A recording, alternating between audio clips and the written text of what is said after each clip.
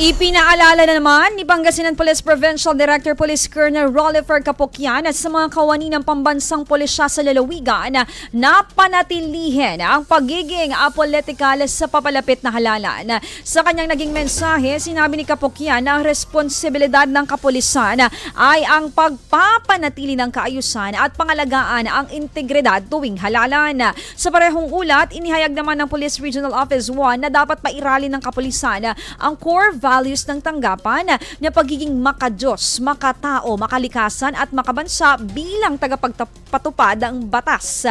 Samantala, nagpapatuloy ang pakikipagdialogo ng Pangasinan PPO sa mga kandidato sa probinsya bilang pagpapanatili sa kaayusan sa darating na halalan. IFM News. IFM News. IFM News.